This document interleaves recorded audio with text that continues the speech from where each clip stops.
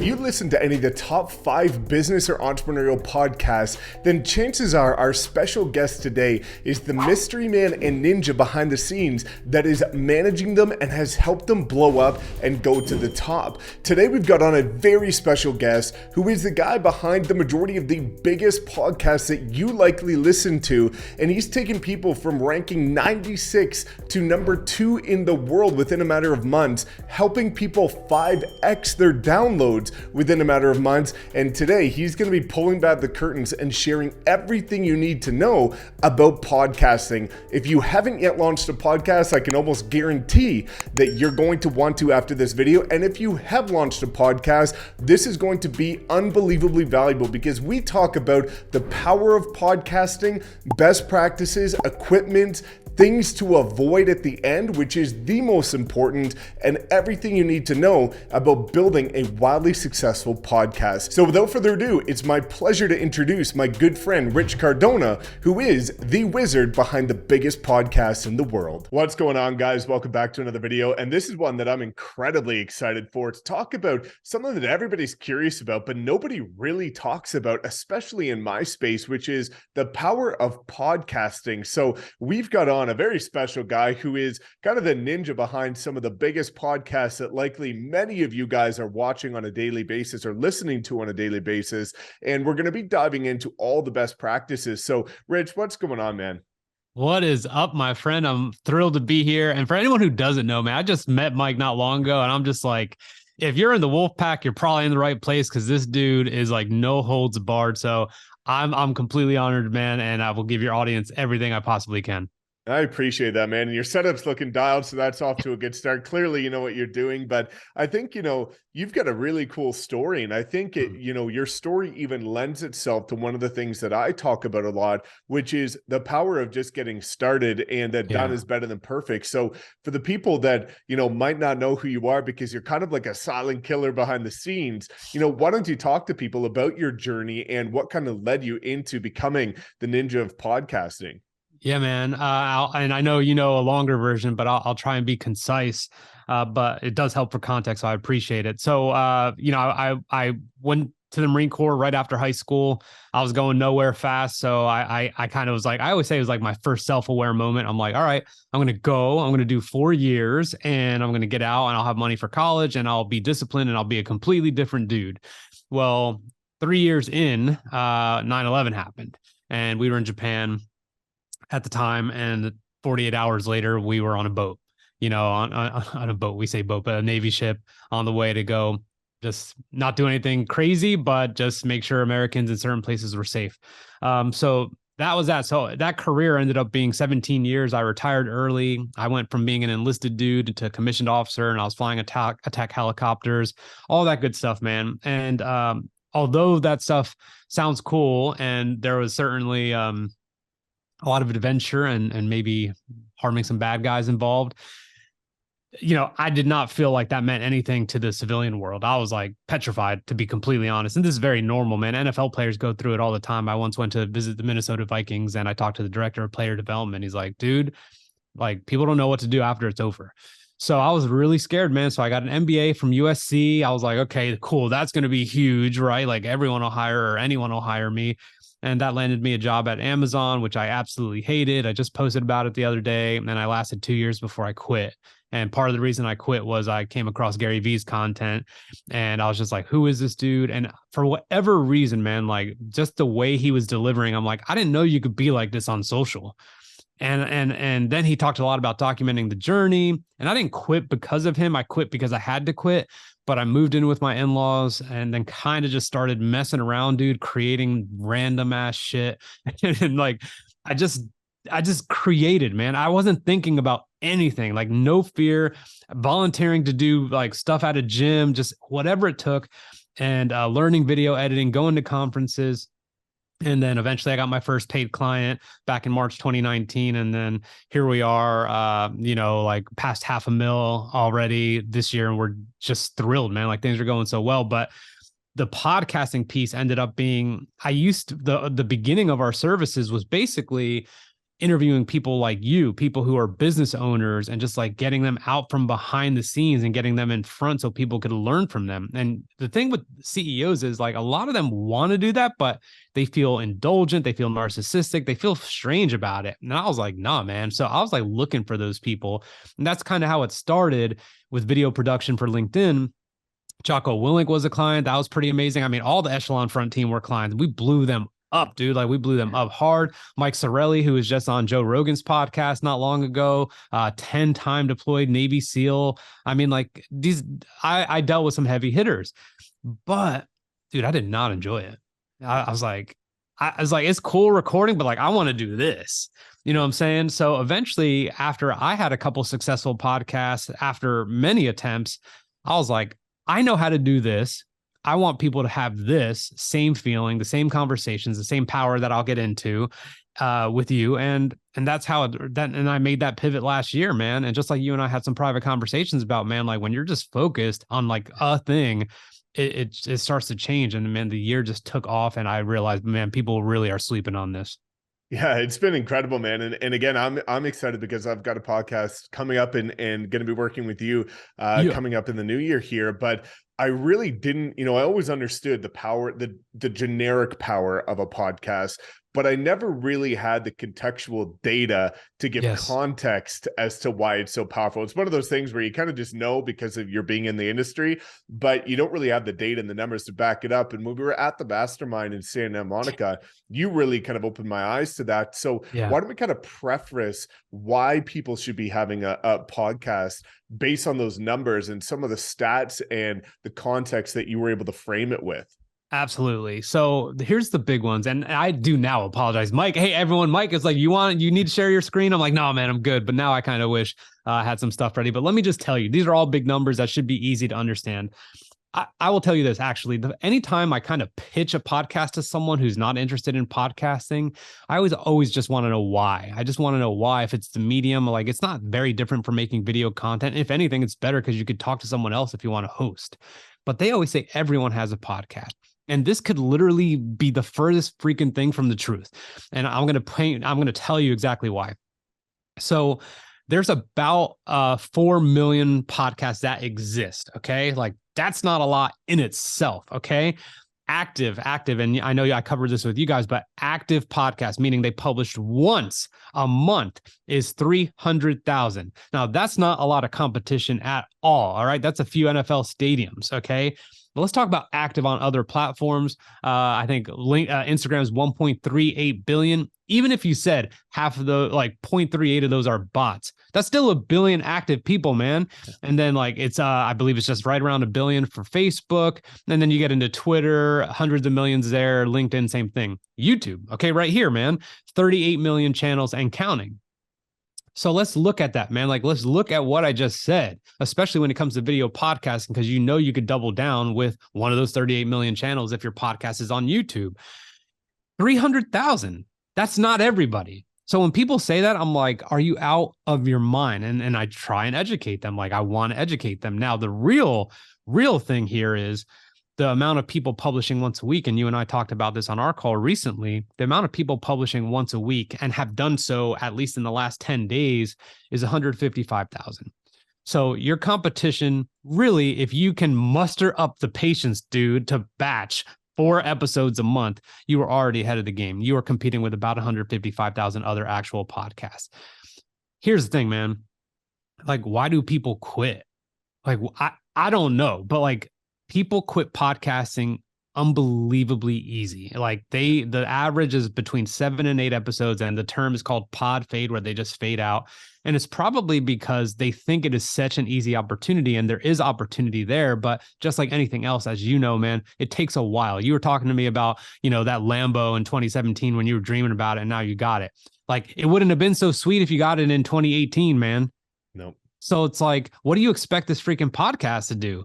It takes a minute. So if you have an established audience like you do, who people like you are, I'd love to work with. They understand community. They understand how to bring value. This is literally gas on the fire. and let's go. But if you're starting from scratch, then you probably, go test your public speaking abilities and your content batching abilities and content ideation and all that other stuff anywhere else if you want to. But the opportunity is right freaking here. Yeah, I think it's really important in that delayed gratification approach. And again, one of the things that I was related to, especially being in my industry with real estate, is 87% of agents fail within the first 1 year. And when you look at that, the crazy part is, and I talked about this in a video that I haven't released yet, which is that the average person will go all in for 4 years to go 100,000 in debt to work a 9 to 5 for the next 40 years at the job they hate to make a very average wage and live a very average lifestyle. But they'll quit in their first year of real estate if they don't make 6 figures. It's like they won't put the same diligence in of the 4 years that, you're not expecting you show up first year, you don't get your degree, you're back, you're quitting education. It's a long-term play. But people don't get that. So I think it's important to, again, I know somebody that we both know really talks about this, which is that the longer you can extend the time horizon for which you're expecting results, the more you're going to win, because you're no longer associating your feeling of achievement and success with these short-term instant gratification milestones that have no context as to why you've even set them at that date. So I think it's really powerful to look at what you're talking about and what we're going to be diving into today as, if I'm going to do this, this is a 5-year journey, and then you'll start to see the results that you've always dreamed of. Could happen sooner. Let me just tell you guys what your man Mike here said when I was like, do you think you could do this for a while? He's like, I'm going into this acting as if I'm going to podcast forever. And that's that is the thing. That is the mentality right there. It's like, we all know the biggest upside comes from longevity, or at least consistent persistence, right? And it's just like, for whatever reason, if we're not in love with it or we don't see that immediate impact, then it seems easy to give up on. But it is the biggest opportunity. And one thing I didn't mention, if you don't mind, I'll keep going, is podcasting passed the $1 billion mark last year. First time ever. Okay. It is now a $1 billion industry, podcasting, where people just think people are holding a microphone talking and it's like weird music and it's just soft talking and whatever. Like, no, dude. And it's not just Joe Rogan and the Patrick Bet-Davids and the Hormozis out there, man. Like, there's people who are absolutely crushing. There is money in the industry and it is elevating fast. Podcasting year over year right now, probably about 10%. I think it'll be, I forget what it's going to be as far as the listeners, hundreds of millions by 2024, but it is steady. It's not like a rocket ship or anything like TikTok or anything like that, but that should show you something, that it's probably a medium that is going to stick around for a very long time because of the heaviness on human interaction and because of the engagement of the listeners. Like, it's very different than someone scrolling through to watch one of Mike's 60-second videos. Even though it might be value added, I want more. And where am I going to get more? I could go 2 places. Long form content. I go YouTube or podcast. And if I'm lucky, they're both in the same place. Yeah. Yeah, no, I love it, man. And one analogy before we start diving into, equipment, best practices and things like that. There's an analogy that Ed Milet shared with us at the last Arte event. And I thought it was so powerful, which is, this really contextualized the notion of delayed gratification, which what he was talking about is, if you empty Lake Michigan and you pour an ounce of water every 18 months and you double it every 18 months, how long would it take to fill Lake Michigan? And what he was saying is that after 60 years, the bed would be damp. After 70 years, there would be puddles. After 80 years, it would be 40 feet deep. After 85 years, it would be 1 kilometer deep. So when you look at that, the last 5 years is where all of that juice came from. All of the momentum kind of add up. And that's where a lot of people, kind of get this false perception of overnight successes or people that blow up out of nowhere. It's all the work you didn't see behind the scenes for the last however many years that just came together at the right time. So I love that you have that mentality, man. So, people that are looking to start a podcast, I think one of the things that we'll first frame this with is maybe some equipment, and then maybe we'll streamline into some best practices to actually record and kind of distribute the podcasting. Yes.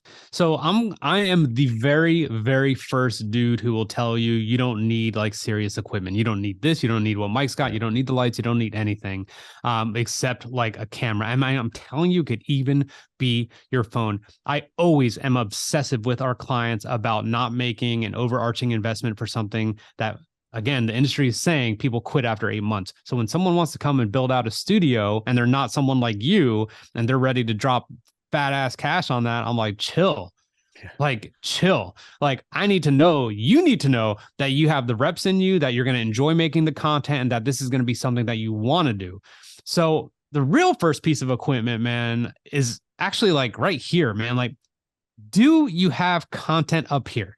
And the people, the best people I work with, and I know you know some of them who I can't mention, like they can't not talk, man. Like they have so much to give. They want to give you everything. They are just like, they want to teach, they want to raise the bar of entrepreneurship. They don't want entrepreneurs to be faceless. They want them to succeed. They want them to win long term. And they're like, I'm going to give you free. I'm going to give you free. I'm going to give you free. And at some point, you're going to be at a place where you might be in a position to work with us or invest with us or whatever, right? Like we know some of these people, and that's the way, man. So do you have content? Do you have expertise up here? Are there people that are on social right now that you're like, they don't know shit. They don't know what they're talking about. If so, then this is your opportunity to get in. And again, it doesn't necessarily have to be podcasting, but it has to be at least like, what do I know that people need to know? And I love, this is an internal kind of core value, but communication is huge for us. And it's like, what do I know? Who needs to know? And do they know? All right. Like, what do you like? It could be anything. And you and I have definitely talked about some of the social media platforms. Like, it's not just implementation of some of the things you teach, it's some of the back end stuff that no one wants to talk about, man. Like, it's some of the it's the things that are going to limit people, and who's willing to give some of that information out, you, me, and all that other stuff. So the first thing I would say is content ideation.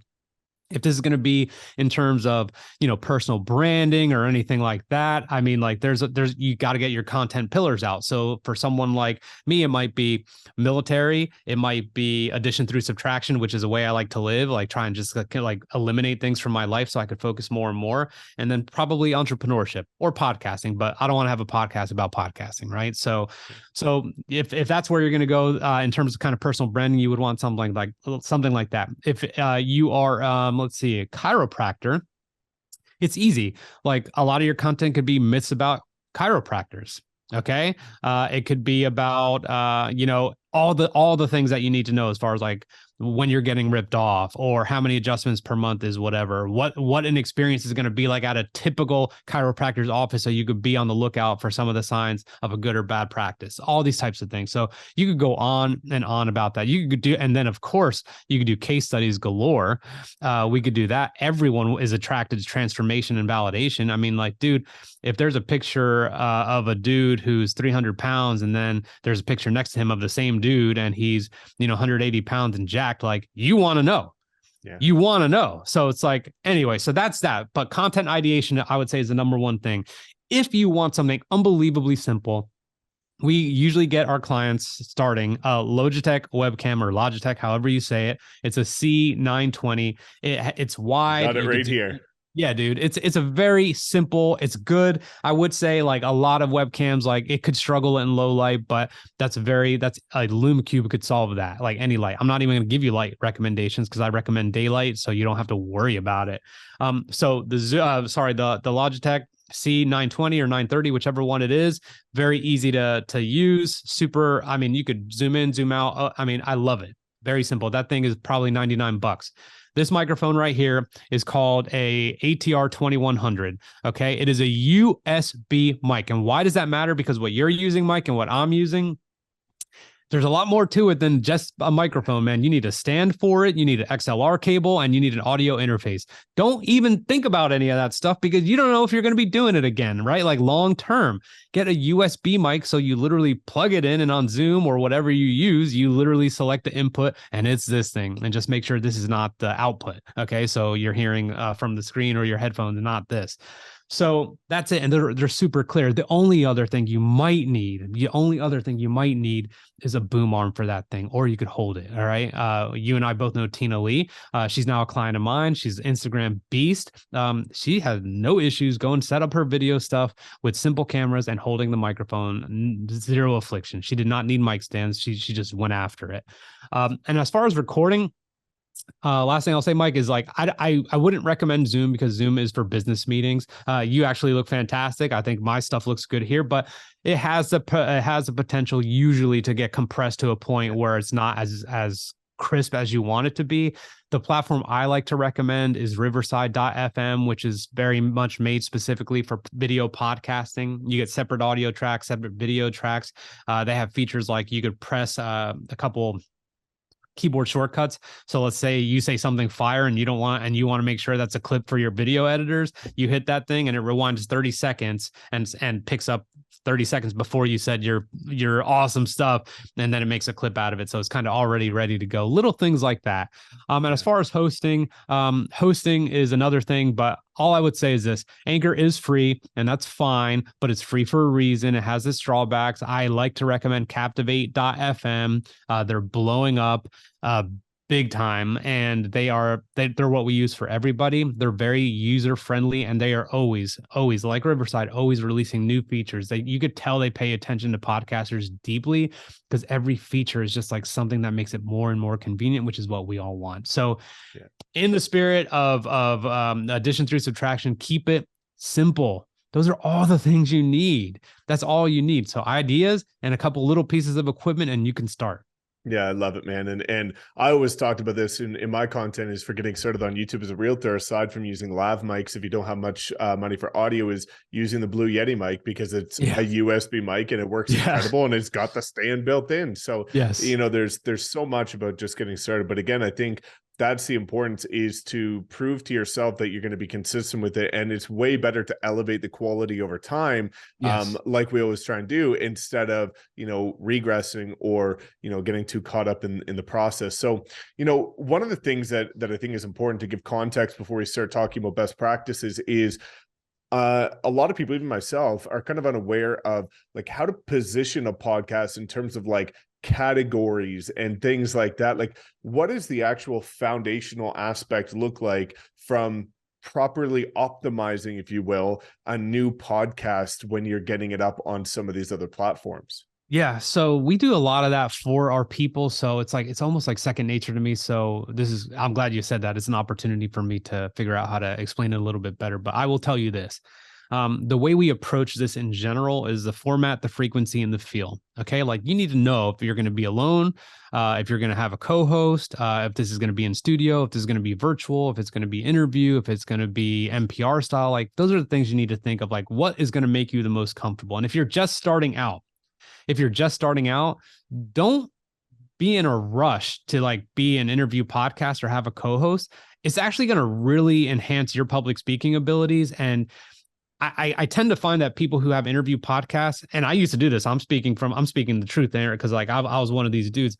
I would rely on the interviewee to kind of carry it, because I was like scared I wasn't going to have the energy to like see this thing through. And dude, let me tell you, like about 100 episodes down the road, my other podcast, The Leadership Locker, when I started making solo ones, like, dude, the numbers started getting banging. And I was like, what's going on here? Like, people wanted to hear me, but I had really, really got to a place where I was like, fine, I'm just going to do it myself. And I was very pleasantly surprised at how much it enhanced my ability to carry it or continue a subject matter, which obviously someone like you who's on YouTube all the time, non-issue.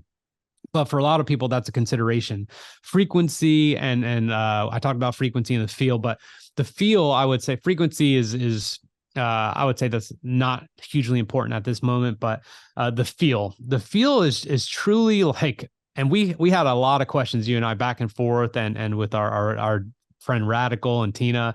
Who do you want to be listening? Like, really, really, like, specifically, not like just realtors. No, it's like realtors who have been in the game this long, or who are making this much, or who are into social media, or who have personal brands, or who are making content. Like, what are they driving? Or what do they want to drive? What books are they reading? All those things are incredibly, incredibly relevant.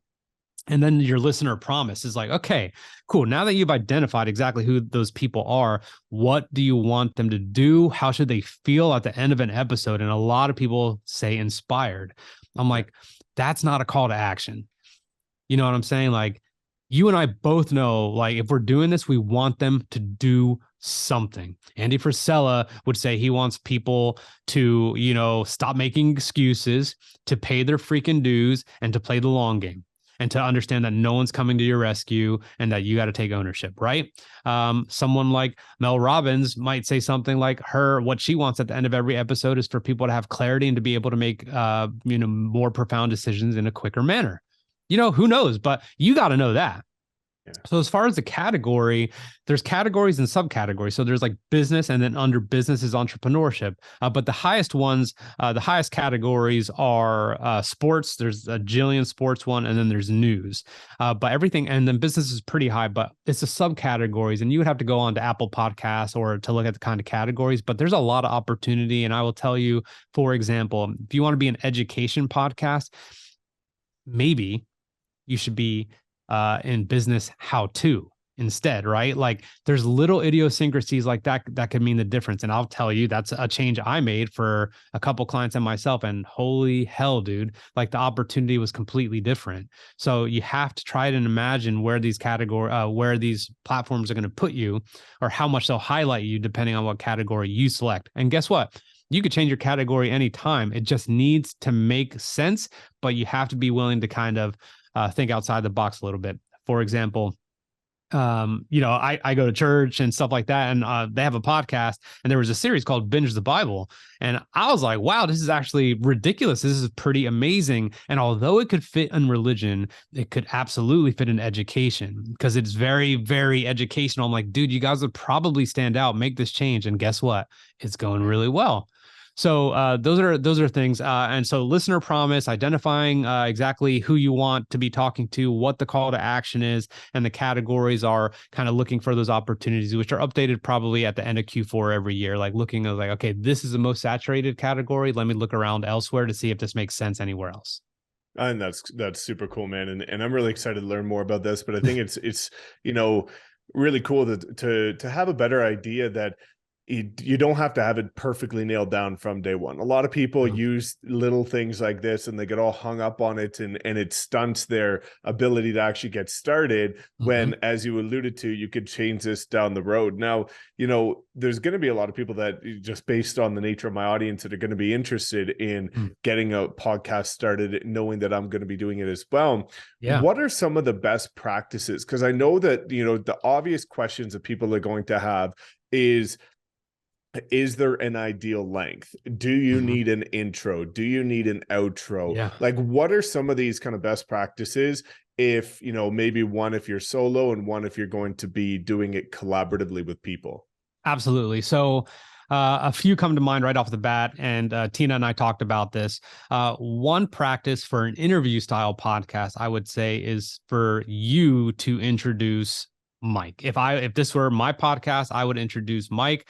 I'd be like, Mike is a 70K sub YouTuber, real estate guru, crushing in North America, founder of the Wolfpack community, throwing events, just escapading all over the world, doing his thing in his purple Lambo. But of course, I'd be probably better than that, right? But I would do all that work. And the reason I'm going to do that is so, number one, I know you, okay? Because not every person you interview is going to be your best friend, which I absolutely don't recommend you have friends or just colleagues on, because it feels too much of like you're a third wheel.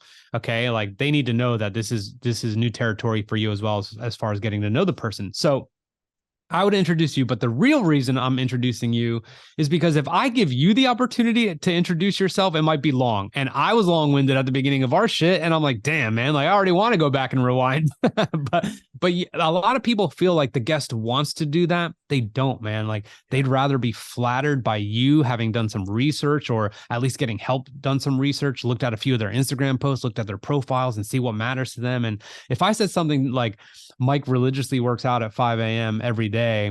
So I really resonate with him because I'm one of those dudes who likes to pay my dues before the sun comes up. Like that would be cool, man. Like that would be cool, like to show that we have commonality. So that's one.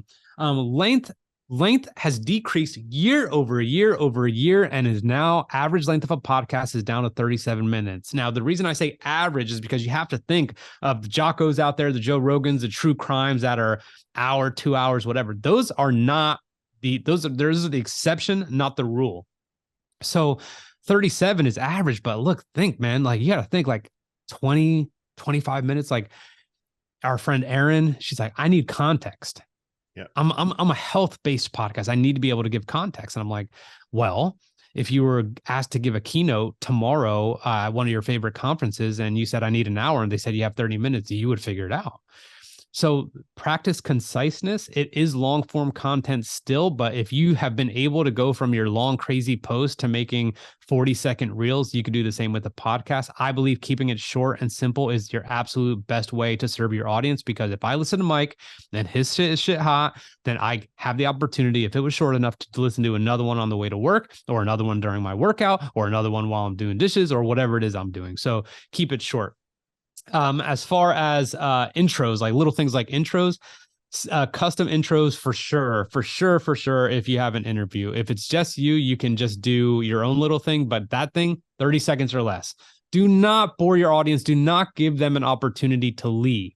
Okay. You know, and I know how Ed does it, how Andy does it. Like it's pretty short and sweet, and you just know you're getting into it. Like you want the audience to feel momentum from the beginning all the way to the middle and be like, I'm probably going to listen to this whole podcast all the way, which, by the way, my highest profile client, who's absolutely murdering podcasting right now, his average listens low 80%, like as far as like entire episode, and the content's fire. And you know who I'm talking about. Like it is ridiculous content, but the best content he's ever put out probably got 91% listen for like a certain episode. So look, people are not going to listen to the whole episode. So save a lot of your calls to action or any of that stuff for the middle of the episode when your audience is most engaged.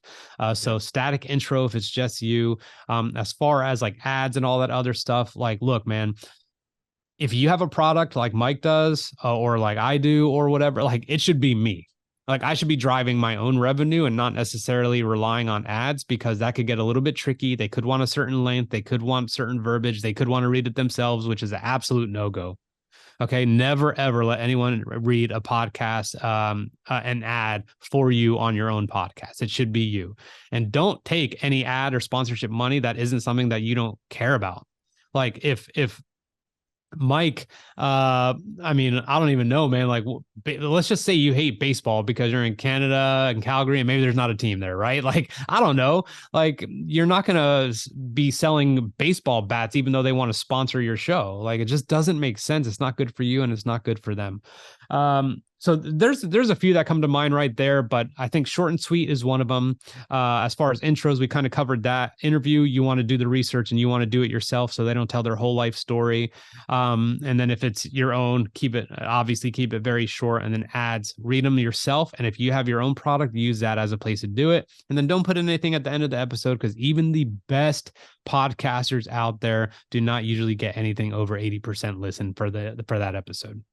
100%. Yeah, it's very similar to YouTube, is making sure your call to actions are kind of in alignment with the retention curves and things like that. Now, one of the other things that I thought was really powerful, that was really useful when you and I talked behind the scenes, is your recommendation for how many episodes might be advantageous to start with. Do you want to dive into that for a second? Because I think that's going to be something on like the preparation side of things that is really powerful. Yeah, I'm so glad you brought that up. So we always launch with 3, and we actually just have these new clients out of Miami right now, and they did 1, and it was kind of a live stream. And I mean, look, it did not go smooth. They had like an event going on. I did not realize like we were just going to kind of swoop in there, and we had to adjust gear. I was in Santa Monica, dude. I was like trying to put out that fire while I was out there. But they got it, and we got the podcast out, and they're like, cool, we're good. Like, let's launch. I'm like, with what?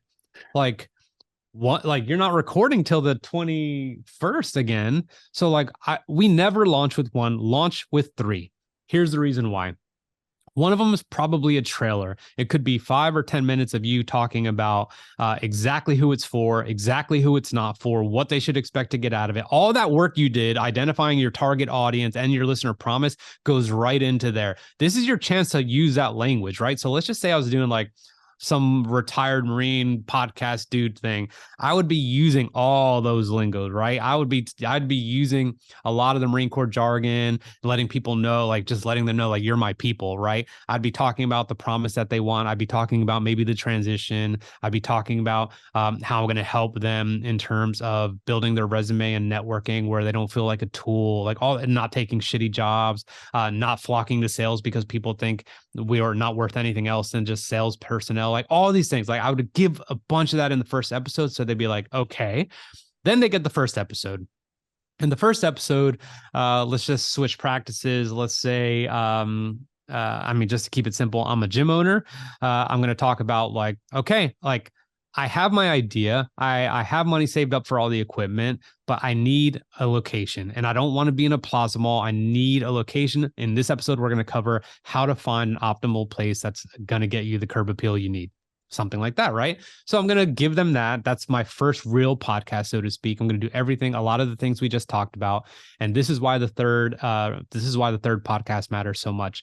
They now need to know, after they enjoyed that or weren't sure, they need to validate that once and for all, right? That third episode is going to be like, okay, oh, I'm definitely listening to Mike from now on. Or you know what, man, like my suspicion was right. This dude sucks. I'm out, which is fine. But at least it's out of the way now.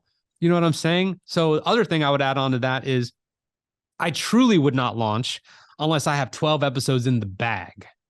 Okay. And a lot of people are like, dude, but I need to see what's working, what's not. Dude, just get the 12 episodes in the bag, because more often than not, and I've dealt with this many times, guys. So like, please, like, trust me on this.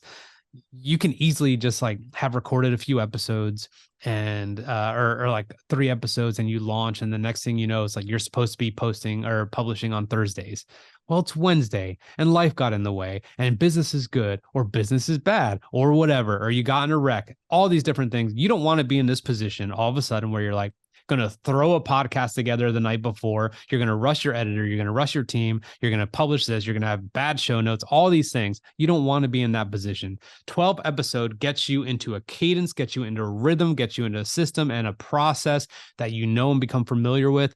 And that way you could kind of schedule out whether you're an interview podcast or a solo podcaster, doesn't matter. You could have it all planned out. And that is, I mean, we talked about it. 8 is pod fade. You already exceeded pod fade, right? So get the 12 in the bank before you even start, and you will probably be better off than a lot of your friends and a lot of other pretend podcasters out there. Yeah, that's super powerful. And I love that is getting ahead of the curve. Like I do that with YouTube where I try and stay a month, or I don't try, I just do it. I stay a month ahead of my content at all times. Like yesterday, I've just batched my content for January. Yesterday was December 11th, right? Yeah, so let's go. You know, my content's done for the month of January. So if I travel, if unexpected things come up, I never have to worry about skipping a beat because I'm so ahead of the curve. And I think that's really, you know, important to get into. Now, one of the things that I just thought about, which I think is really cool. Do you have any recommendations for, I would say, format? And I'll give you some context to this, which is like when we're talking with Mo and he's talking about short form, like his format is hook, problem, solution. Yes. And that's sort of like a cadence that, you know, even for me on YouTube, it's like kind of hook, problem, solution, intro, and then context is kind of like is there anything recommended for podcasts in terms of the sequence of what might be general practice for delivering a proper podcast from like an overall kind of excitement perspective? Yeah, I mean, I would say no, actually. And the reason is it just depends on your comfort level and your talent level as a speaker. If you are really, really, really trying to push knowledge, I would get structured. And I guess the best way I could answer this is if you are getting into this and you want to format it in a way that lends to, you know, your strengths, don't overscript. I would say make bullets. Okay. Like the easiest way to do this is to talk about things that are unbelievably simple to you, or concepts that you could break down to like a kindergarten level, because that's where you're going to really kind of build the most internal momentum in how your delivery goes. But keep it bullets. I think intro, and I would say 2 main takeaways at a minimum, and then summarize those at the very end, and then do your outro. That sounds simple, but inside those 2 main points, there should be, I like to use a personal story. So let's just break it into kind of like three little pieces. Okay, so here's one of my main takeaways, and one of my main takeaways is how how to quit anything cold turkey. So personal story is like, yeah, I showed up drunk to a podcast a few years ago and I realized how much it meant to me and I needed to quit drinking and I was able to do a cold turkey. So like I'm kind of giving a personal story. Here's how it happened. And here's how it happened is kind of like this really quick mini story arc, which is what the situation was, like how things were, an event or explosion, and then what it is like now. And I would say something along the lines, and this is super abbreviated, obviously, just to keep it short here, but it would be, I was always pressured into drinking, but it was not anyone pressuring me. It was actually my own pressure. I wanted to fit in socially, so I always hung out at the squadron later than I had to. I drank on the weekends when I wanted, or even when I didn't want to. Anytime we go to Vegas and I didn't want to overdo it, of course I overdid it because I just wanted to be able to stay up all night and stay at the clubs with everyone until I showed up drunk to that podcast and I realized, like, what am I doing? Like, this is something that means so much to me. And all the discipline that I didn't think I could find within myself instantly came, and I was able to eliminate it. Now I can't think of a day that I wake up where I'm foggy, where I have a headache, where I'm thirsty, where I'm dehydrated, where I'm going to miss a workout, where I need to just eat all the greasy food I can to feel better. Okay. So like I would go through like a little story arc like that. Right. And then I'd move on to the next point. And it has to be contextual to the episode. But that's what I would say. Or if you're just a good storyteller in general and you could fit the takeaways in, and dude, I just told you about church. Like preachers are the best at this, man. Like they just get Stephen go. Furtick. He's a man. beast, Yeah. man. Like dude, I listened to him the other day and I was like, what is this? Man, the number one that, like, when I was hanging out with Ed Milet one-on-one, I asked him, who did you learn your public speaking skills from? Like, who do you recommend that I study to get better public speaking? And it was Stephen Furtick. And I started religiously, pun intended, studying his content. And it's so crazy because all the principles he talks about relates to entrepreneurship in general if you just remove the religious component to it. Like, it is crazy. So the and this is kind of off topic, but the feedback that I got from my recent presentation in Vegas in front of 6,000 was people were like mind blown at the difference in my delivery from last year to this year. And the one thing was studying a master at delivering. And I think that's probably something that you see in podcasts is, if you want to get good at something, study those that are doing it really well and like binge it and become a practitioner and a student of it.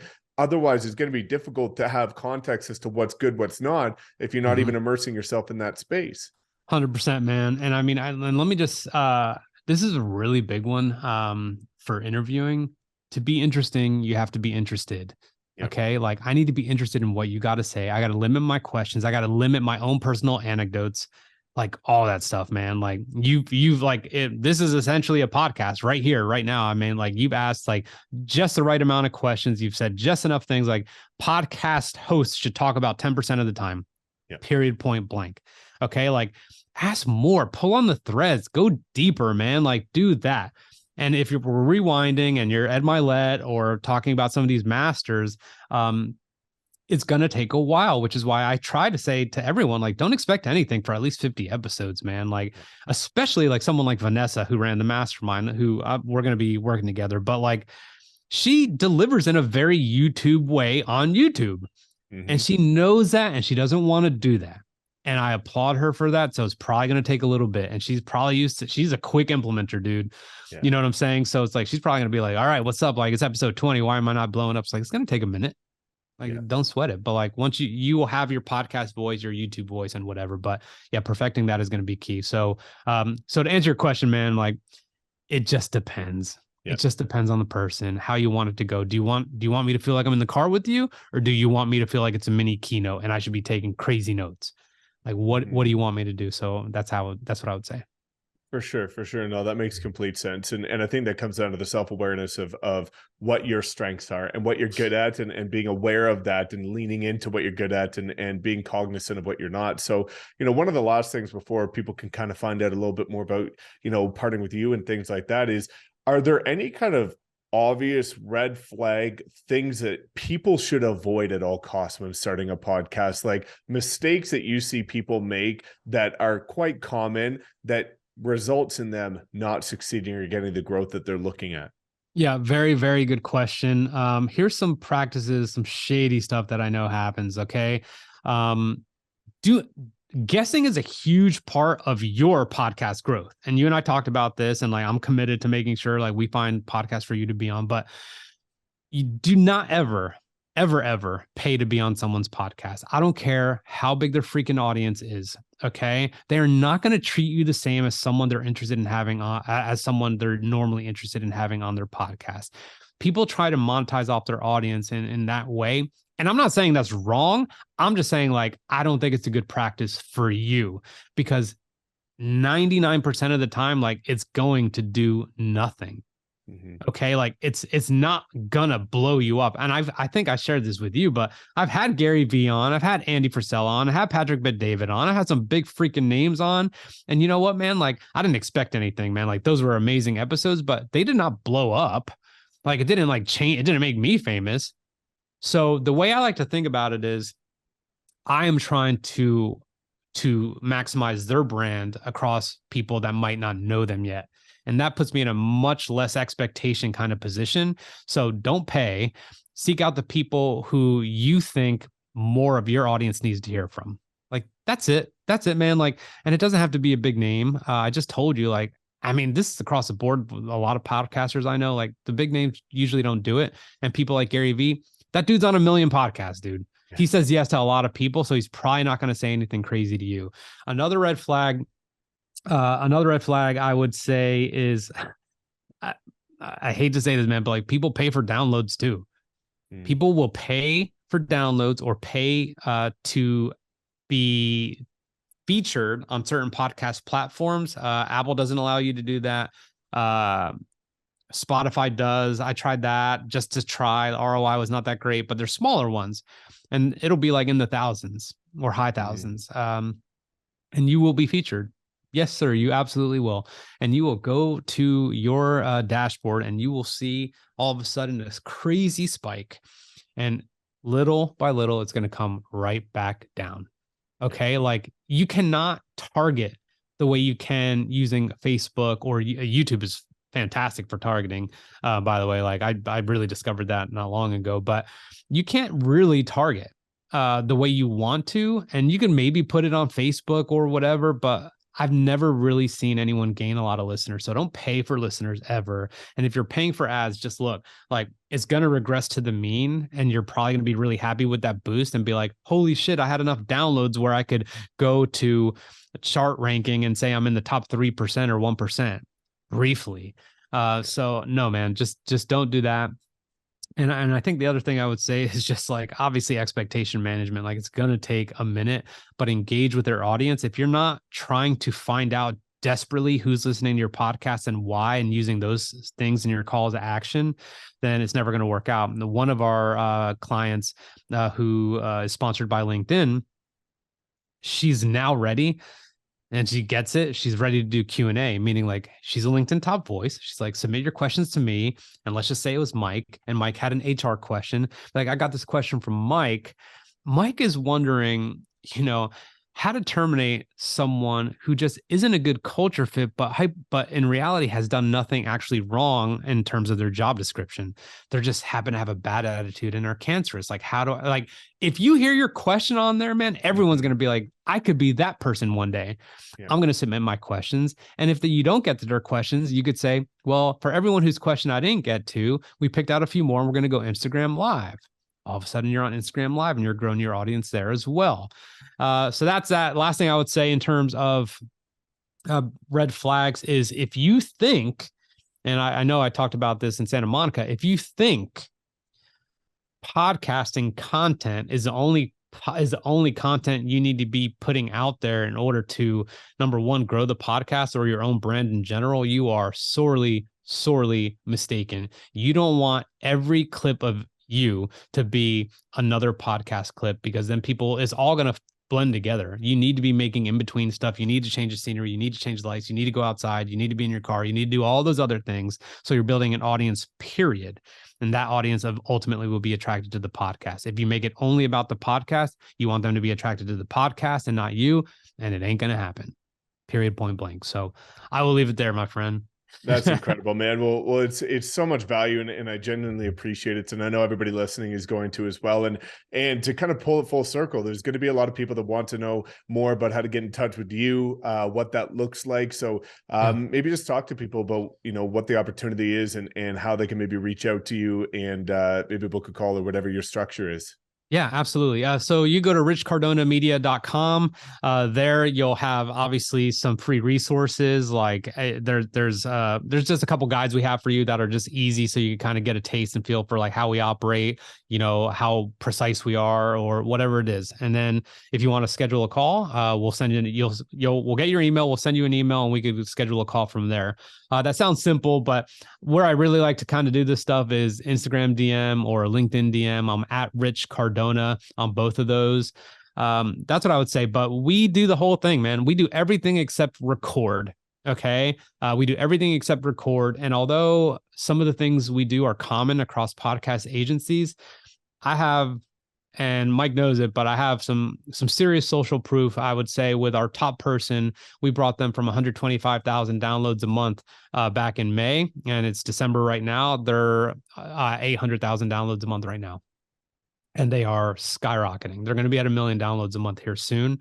We have people who are getting book deals because of them showing up on podcasts. We have people who are getting invited to big podcasts because their podcast is ascending. And more important than anything, man, is like, look, it's an authority play. So we help you cultivate that authority.